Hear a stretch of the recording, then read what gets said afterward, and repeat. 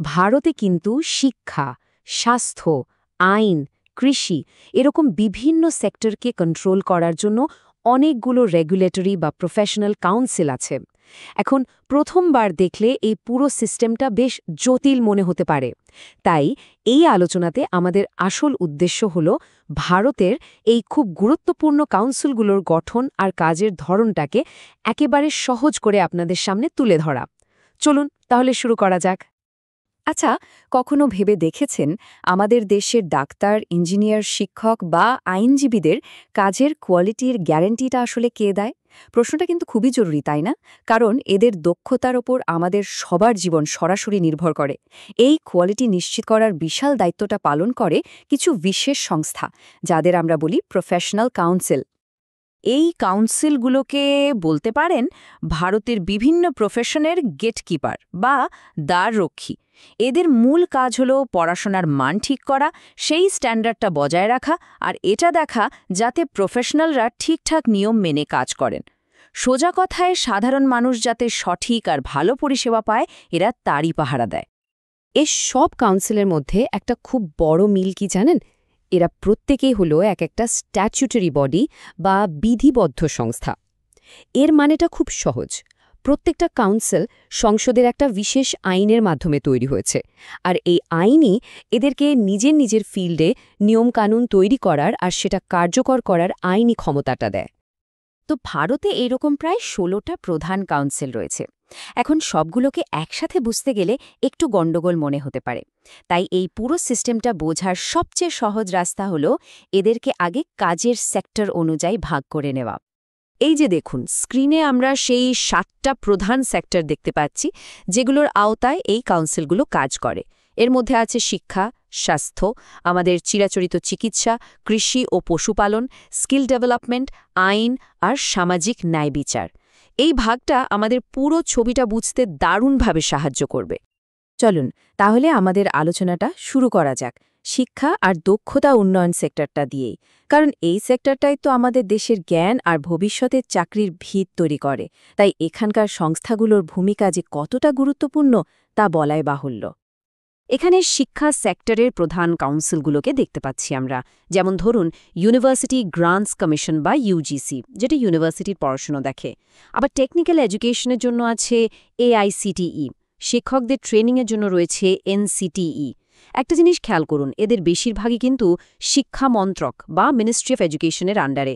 তবে ভোকেশনাল ট্রেনিংয়ের জন্য যে এনসিভিইটি, সেটা আবার দক্ষতা উন্নয়ন মন্ত্রকের অধীনে কাজ করে। বেশ, শিক্ষা তো গেল।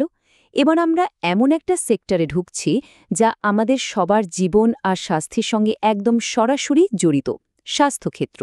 ডাক্তার, নার্স, ফার্মাসিস্ট থেকে শুরু করে অন্যান্য স্বাস্থ্যকর্মীদের কাজের মান কিন্তু এই সেক্টরের কাউন্সিলগুলোই ঠিক করে দেয়। এই টেবিলটা দেখুন একবার, এখানে স্বাস্থ্যক্ষেত্রের কন্ট্রোলারদের লিস্ট দেওয়া আছে। ন্যাশনাল মেডিকেল কমিশন বা এনএমসি হল ডাক্তারদের সর্বোচ্চ সংস্থা, তেমনি দাঁতের জন্য ডিসিআই, ফার্মেসির জন্য পিসিআই আর নার্সিংয়ের জন্য আইএনসি। এরা সবাই স্বাস্থ্য ও পরিবার কল্যাণ মন্ত্রণালয়ের অধীনে। তবে এই স্লাইডে একটা ইন্টারেস্টিং ব্যাপার হল এনসিআইএসএম। এটি আয়ুর্বেদ বা ইউনানির মতো ভারতীয় চিকিৎসা ব্যবস্থা দেখে, এবং এটি কিন্তু একটা আলাদা মিনিস্ট্রি, অর্থাৎ আয়ুষ মন্ত্রণালয়ের অধীনে কাজ করে।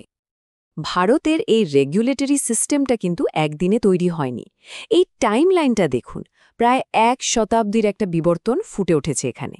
ভাবুন একবার, সবচেয়ে পুরনো কাউন্সিল হল আইসিএআর, যেটা কিনা স্বাধীনতারও আগে ১৯২৯ সালে তৈরি হয়েছিল কৃষি গবেষণার জন্য। আবার দেশ স্বাধীন হওয়ার ঠিক পরেই ১৯৪৮ সালে ডিসিআই এর মতো স্বাস্থ্য সংস্থা তৈরি হয়। সময়ের সাথে সাথে রিফর্ম এসেছে, যেমন ১৯৯৩ সালে এনসিটি তৈরি হলো, আর একদম হালফিলে ২০২১ সালে পুরনো সংস্থাকে বদলে এনসিএএইচপি আর এনসিআইএসএম এর মতো নতুন কমিশন তৈরি হয়েছে। এটা কিন্তু মডার্নাইজেশনের একটা দারুণ উদাহরণ। শিক্ষা আর স্বাস্থ্যের মতো বড় সেক্টরগুলো তো আমরা দেখলাম, কিন্তু গল্প এখানেই শেষ নয়। আরও কিছু খুব জরুরি স্পেশালাইজড প্রফেশন আছে, যেগুলোর জন্য আলাদা কাউন্সিল রয়েছে, যেমন আইন, কৃষি, পশুপালন বা পুনর্বাসন। চলুন এবার সেগুলোর দিকে একটু নজর দেয়া যাক। এই স্লাইডে আমরা বাকি স্পেশালাইজড কাউন্সিলগুলোকে দেখতে পাচ্ছি। এখানে বার কাউন্সিল অফ ইন্ডিয়া বা বিসিআই আছে, যা আইন শিক্ষার আইনজীবীদের প্রফেশনকে কন্ট্রোল করে। ভেটেরিনারি কাউন্সিল অফ ইন্ডিয়া বা ভিসিআই পশু চিকিৎসা দেখে, আর রিহ্যাবিলিটেশন কাউন্সিল অফ ইন্ডিয়া বা আরসিআই বিশেষভাবে সক্ষম ব্যক্তিদের জন্য যারা কাজ করেন সেই প্রফেশনালদের ট্রেনিং আর স্ট্যান্ডার্ড ঠিক করে। আর দেখুন, প্রত্যেকেই নিজের নিজের মন্ত্রকের অধীনে কাজ করে। তো আমরা আলাদা আলাদা করে অনেকগুলো সেক্টরের কাউন্সিল নিয়ে কথা বললাম।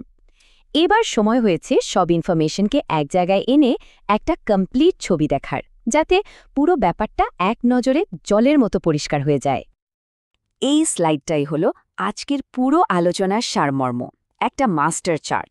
এখানে 16টা কাউন্সিলের নাম, কোন আইনের মাধ্যমে তৈরি আর কোন মন্ত্রকের অধীনে কাজ করে তার একটা কমপ্লিট লিস্ট আছে। এটা একটা দারুণ রেফারেন্স।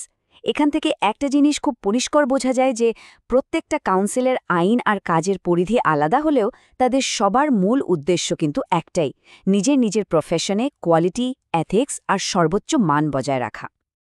আমাদের দেশ আর সমাজ তো রোজ পাল্টাচ্ছে। টেকনোলজির উন্নতির সাথে সাথে নতুন নতুন প্রফেশন আসছে, পুরনো প্রফেশনের ধরনও বদলে যাচ্ছে।